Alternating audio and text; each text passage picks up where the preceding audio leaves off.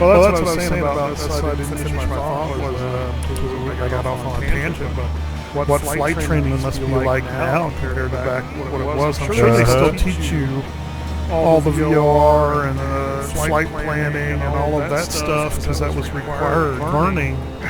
But like my friend, when he owns his own plane, he's a private pilot, brand new, and we jump in the plane to go take flights, and he'd pop his phone out and put it on a mount and have GPS on his phone, and he's using it to fly with, because his plane was... Just like you would in a car? Yeah.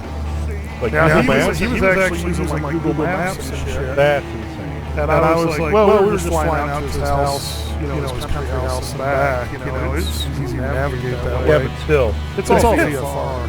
I know you're streaming, so I'll just say WTF over. well, but see, this is easier. I mean, because we're using the GPS and the roads to find where we are, and I'm following landmarks, and that's what he was doing. He was following the roads, the water, and the GPS. And I'm wondering if a lot of new pilots, that are flying VFR, that's what they're doing. Yeah, they're probably totally dependent on it. But back then we didn't have it. None of our 152s had GPS. One 172 had GPS. And you see the middle one, the 430. Yep. Okay, just that bar right there. The CDI? The CDI, yeah. Yep. That's it. That's all it was. Course deviation. And it was actually not a digital thing. It was like little LED lights that light up to the left of the plane, left and right. And so, it's a different world. This next one we like to play. Indeed. I totally get it. I mean, I've never done it, but I get it. And my buddy, Mark, call sign Hooks, McKenzie, told me that they're shutting down a lot of VORs now. Yeah. Because GPS is becoming mainstream. It used to be a secondary navigation aid, but now it's becoming primary, and that's really sad. Because that's an art of navigating by VOR. Well, and it'll save your ass too. Indeed. Your battery goes dead on your GPS or your phone or whatever, and it's like, what are you gonna do? Yeah. What are you gonna do?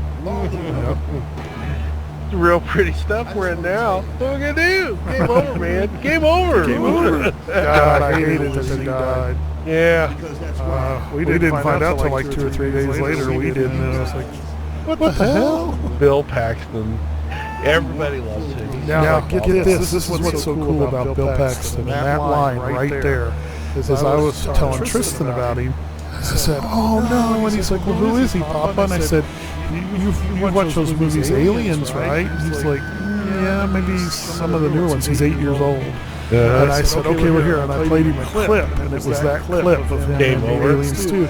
Game over, man. We're Game over. Game over. And Tristan's like, oh, I know that. They play that in because it plays online. I play all these little free online games, like Roblox and Minecraft, and they watch all kinds of YouTube videos of people that play those games, and they play that sound clip.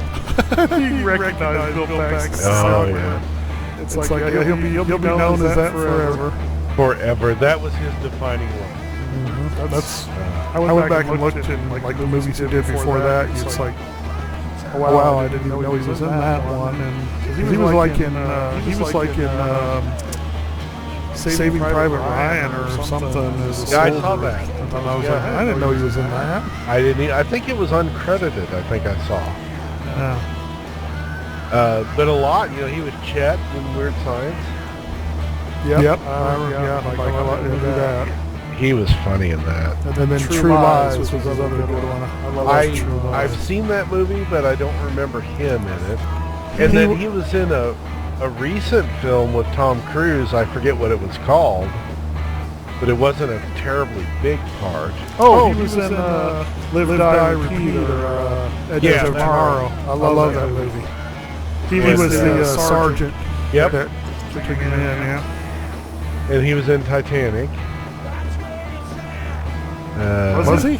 Yeah. Oh, that's right. He was the guy trying to find it. Yes, that's right. Yeah. Well, True Lies, you gotta remember that part. He was the one that he was a used car salesman that would Steve on women. He had like a he would take fancy cars, well, the best cars they had from the used car lot, and he'd go to lunch and stuff, and he'd find attractive older women, and he would. He had a suitcase all set up, a briefcase with like maps and like aviation charts and like a cheap spy camera and like a fake gun. And he'd go up to him and he'd like set it down real quick and he'd be like, "I need you to watch this. It's a national security. I'm being followed. I've got to get away. This cannot fall into the wrong hands. I'll contact you later." And he would take off, and they would get this, and they, take it home and open it and be like, "Oh my God!" They're bored, because like Arnie's wife was a bored housewife, didn't know his husband was a super spy, and so then she went to meet him and get back this briefcase, and that's when he would hit on him and score on him. And Arnie found out, he thought it was a spy actually doing this to get to him. To his wife, and so they start to pull a mission to capture this guy, and they realize he's Steve. And they torture the shit out of him. They use deck cord to cut off the end of his trailer. They pull him out, take him to the top of a dam, and hold him over it, scare the fuck out of him. That's funny. Old Bill. Oh man, that's a good movie. Really hated to hear him passing away. He was young too. Yeah, 61, I think. Yeah, that's too young, man. That's scary.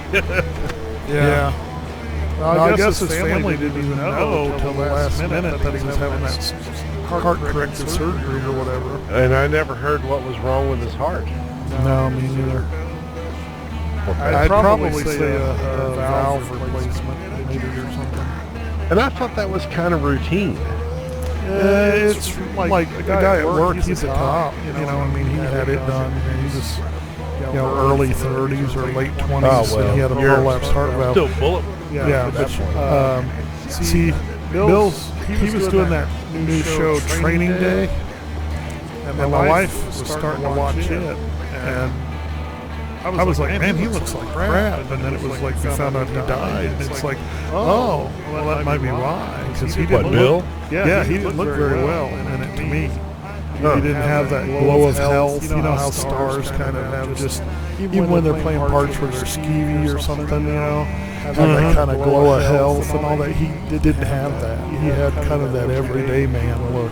And it's like, you're like, something's not quite right. And sure enough, then a couple days later, find out he died, and it's like, because he would have made that stuff this last year. Oh, sad. Yeah. Very sad. Well, not one of us is going to escape it. Well, yeah, but you'd like to have a little more than that. Yeah. I'm not done yet. I still don't feel like I've found my place in this world. Well, we got Chilla Coffee coming up. Copy. Well, I'm cheating a little bit. I got Sky Vector here, and so on GPS I can see KCHT, and I can Isn't that down what you here. do in real life, though? Well, yeah, with you'd have your GPS iPad, and you'd have other resources available. Mm-hmm. Oh yeah, any kind of VFR flight to me, I would have paper, Something.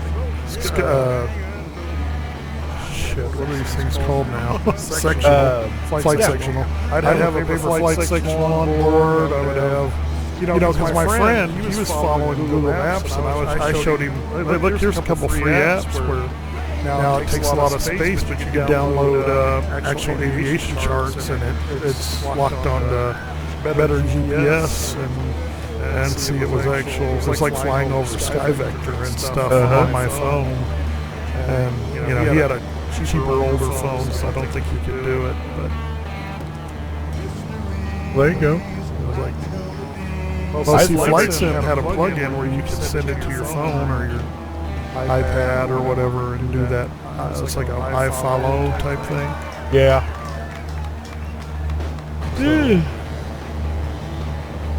We're gonna have to land at Chillicothe. You're dying. No, let's keep going.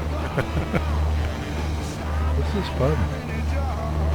See, to me, it would drive me nuts just to be on the passenger side not doing anything. Well, because I can look around. I can do stuff I can't do otherwise. And see, that's what I mean. That's why my flying. Like right now, I'm flying. I could put it on autopilot because I'm pretty much got her trimmed out really good, and she's holding her altitude. And, really, I see a 200-foot descent. well, yeah, but I mean, I'm staying right at 2,500. I'm trying to 300, 2,500. Yeah. Well, I'm just telling you what I see. You want me to trim that up for you? I'm not touching anything. Oh.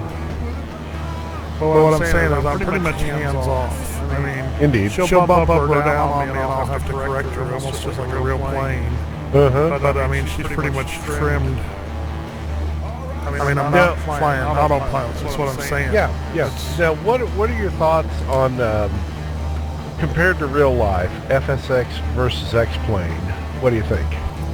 Right now, yeah, I think X-plane's got it. Very good. Because, like I said, until we got that AccuFeel from A2A, Flight Sim felt a little dead to me. I mean, you'd have a constant pushing wind or something.